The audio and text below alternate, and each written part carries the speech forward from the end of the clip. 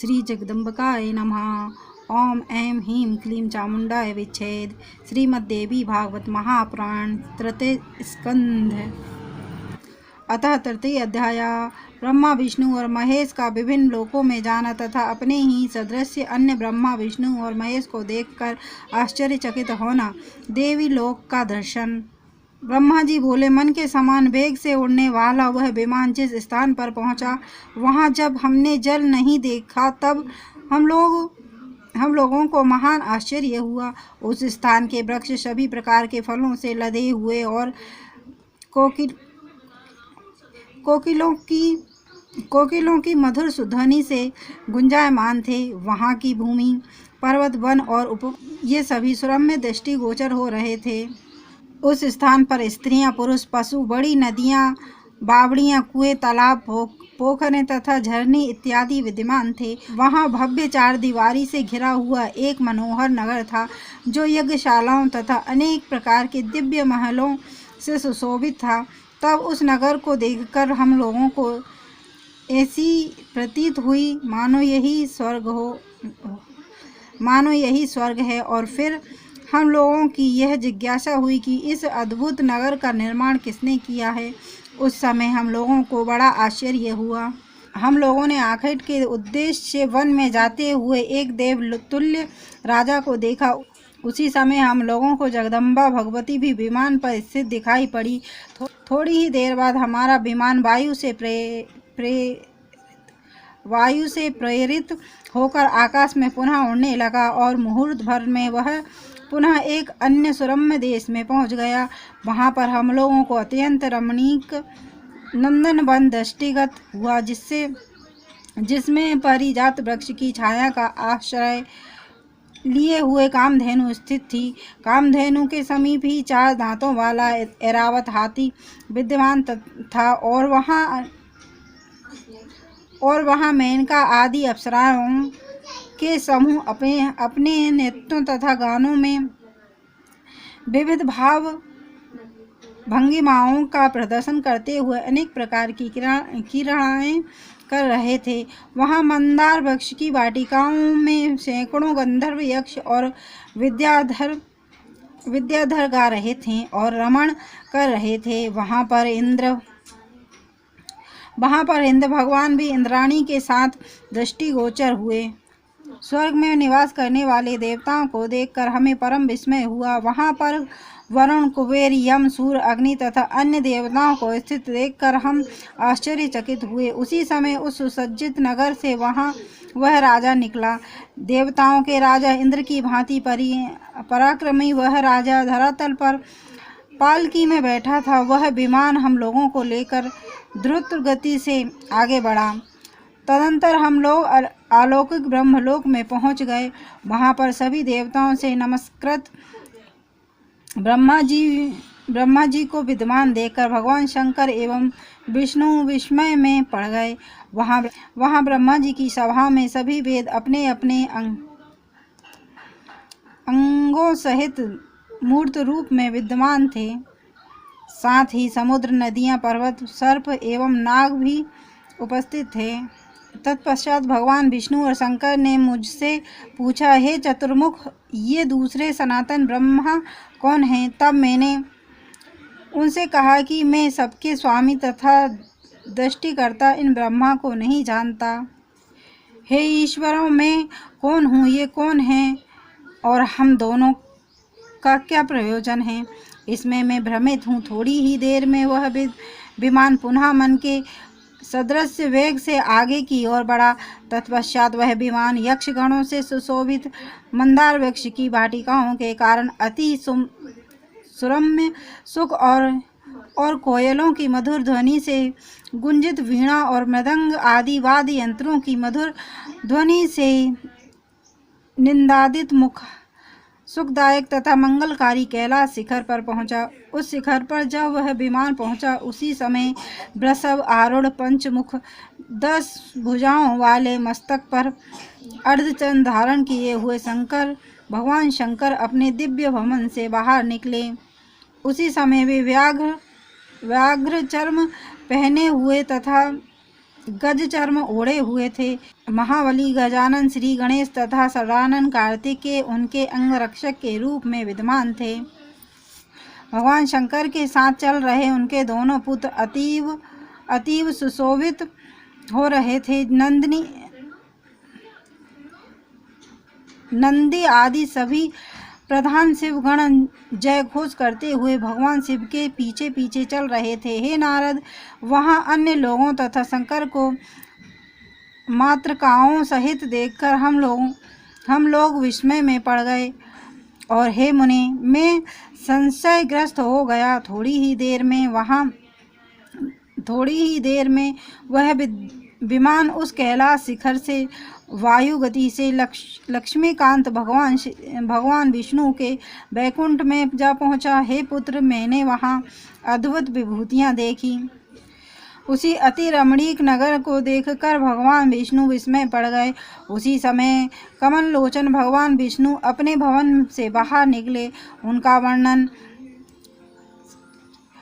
वर्णन असली के पुष्प की भांति श्याम तथा वे पीतांबर धारण किए हुए थे। उनकी 4 भुजाएं थी।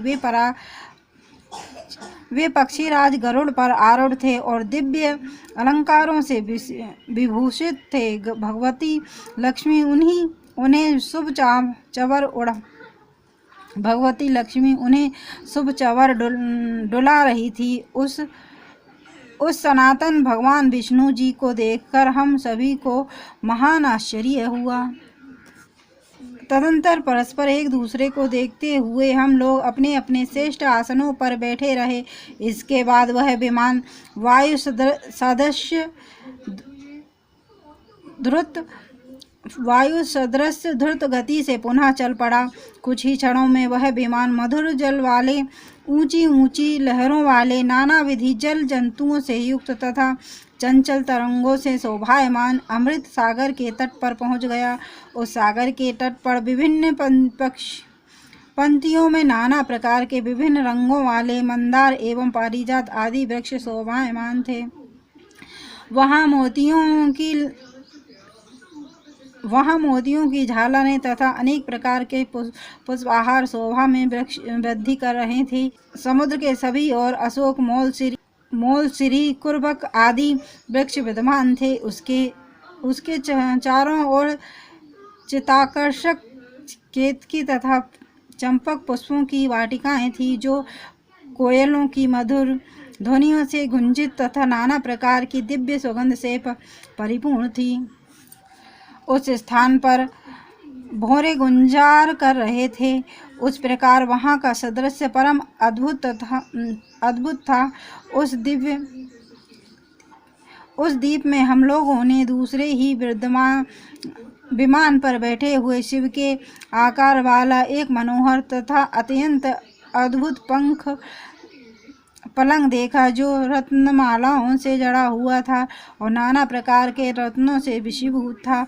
उस पलंग पर अनेक प्रकार के रंगों वाली आकर्षक चादरें बिछी थी, जिससे वह पलंग इंद्रधनुष के समान सुशोभित हो रहा था। उस भव्य पलंग पर एक दिव्यांगना बैठी हुई थी। उस देवी ने रक्त पुष्पों की माला तथा रक्तांबर धारण किया था। उसने अपने शरीर में लाल चंदन का लेपन कर रखा था। लालिमा पूर्ण नेत्रों वाली वह देवी असंख्य विद्युत की कांति से सुशोभित हो रही थी।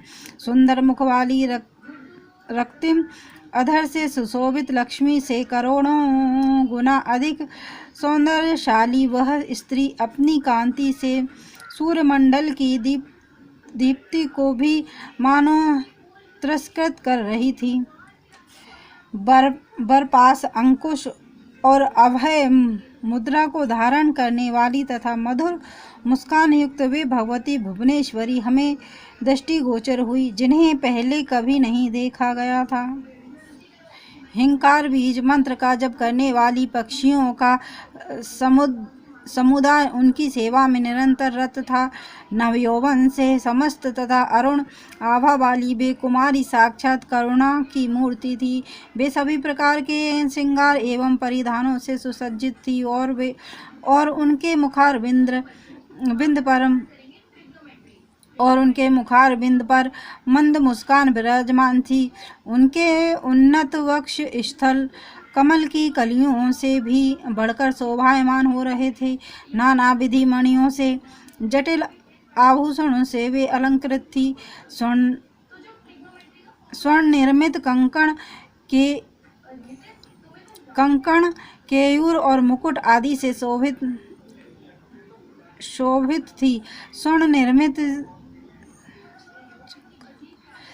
निर्मित श्री चक्राकार कर्ण फूल से सुशोभित उनका मुखार बिंद अतीव दीप्यमान था। उनकी सखियों का समुदाय हल्लेखा तथा भुवनेशी नामों का सतत जप कर रहा था और अन्य सखियां उन भुवनेशी महेश्वरी की अनवरत स्तुतियां कर रही थीं। हल्लेखा आदि देव कन्याओं तथा अंग कुसुमा आदि देवियों से वे घिरी हुई थी। वे षडकोश के मध्य में यंत्रराज के ऊपर विराजमान थी। उन भगवती को देखकर वहां स्थित हम सभी आश्चर्यचकित हो गए और कुछ देर तक वहीं ठहरे रहे। हम लोग यह नहीं जान पाए कि वे सुंदरी कौन है और उनका क्या नाम है। दूर से देखने पर वे भगवती हजार नेत्र, हजार मुख और हजार हाथों से युक्त अति सुंदर लग रही थीं। इसमें तनिक भी संदेह नहीं है। हे नारद, हम सोचने लगे कि ये ना तो अप्सरा है और ना गंधर्वी और ना देवांगना ही दिखती है, तो फिर ये कौन हो सकती हैं। हम इसी संशय में पड़कर वहां खड़े रहे।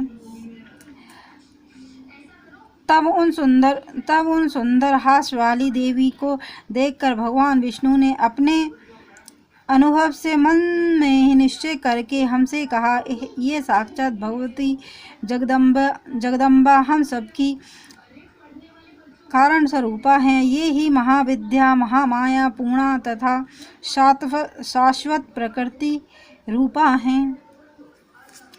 अल्प बुद्धि वाले गंभीर हास्य वाली इन भगवती को सम्यक रूप से नहीं जान सकते। केवल योग मार्ग से ही ये ज्ञेय है। ये देवी परमात्मा की इच्छा स्वरूपा तथा नित्यानित्य रूप स्वरूपिणी है। ये विश्वेश्वरी कल्याणी भगवती अल्प भाग्य वाले प्राणियों के लिए दुराध्य है। ये वेद जननी विशाल नयना जगदम्बा सबकी आदि स्वरूपा ईश्वरी है। हे भगवती प्रलय अवस्था में समग्र विश्व का संहार करके सभी प्राणियों के लिंग रूप शरीर को अपने शरीर में समाविष्ट करके विहार करती हैं। हे देवों, ये भगवती इस समय सर्वबीजमयी देवी के रूप में विराजमान हैं। देखिए, इनके समीप करोड़ों विभूतियां क्रम से स्थित हैं। हे ब्रह्मा एवं शंकर जी, देखिए, दिव्य आभूषणों से अलंकृत तथा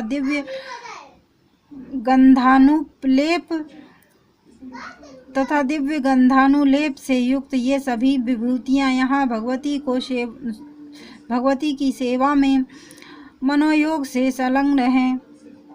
हम लोग धन्य सौभाग्यशाली तथा कृतकृत्य हैं, जो कि हमें इस समय यहाँ भगवती का साक्षात दर्शन प्राप्त हुआ है। पूर्व काल में हम लोगों ने बड़े प्रयत्न से जो तपस्या की थी, उसी का यह उत्तम परिणाम है। अन्यथा भगवती हम लोगों को स्नेह पूर्वक दर्शन कैसे देती। जो उदार हृदय वाले पुण्यात्मा तथा तपस्वी लोग हैं, वे ही इनके दर्शन प्राप्त करते हैं, किंतु विषयासक्त लोग इन कल्याणमयी भगवती के दर्शन से सर्वथा वंचित रहते हैं। ये ही मूल प्रकृति स्वरूपा भगवती परम पुरुष के सहयोग से ब्रह्मांड की रचना करके परमात्मा के समक्ष उसे उपस्थित करती हैं। हे देवों यह पुरुष दृष्टा मात्र है और समस्त ब्रह्मांड तथा देवतागण सदृश्य रूप है। माया महामाया कल्याणमयी सर्वव्यापिनी सर्वेश्वरी ये भगवती ही उन सबका मूल कारण है।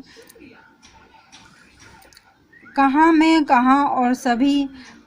कहाँ सभी देवता और कहाँ रंभा आदि देवांगनाएं, हम सभी इन भगवती की तुलना में उनके लक्षांश के बराबर भी नहीं हैं।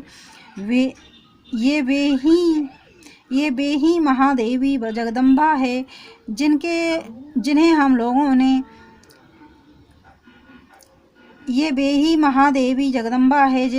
लोगों ने प्रलय सागर में देखा था और जो बाल्यावस्था में मुझे प्रसन्नता पूर्वक पालने में झुला रही थी।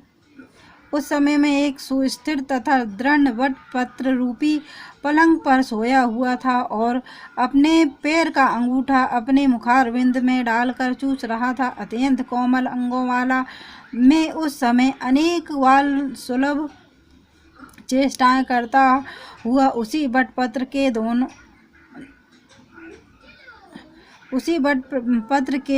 दोने में पड़े खेल रहा था। उस समय गाती हुई ये भगवती बाल भाव में स्थित मुझे झूला झुलाती थी। इन्हें देखकर मुझे यह सुनिश्चित ज्ञान हो गया है कि वे ही यहाँ विराजमान हैं। निश्चित रूप से ये भगवती मेरी जननी है। आप सुने, मुझे पूर्व अनुभव की स्मृति जग गई है जो मैं आपसे कहता हूँ। इति श्रीमद्देवी भागवत महापुराण अष्टदशसहस्रस्यां संहितां तृतीय स्कन्धे विमान स्थे हार्दिभिर्देवी दर्शनम नामः तृतीय अध्याय।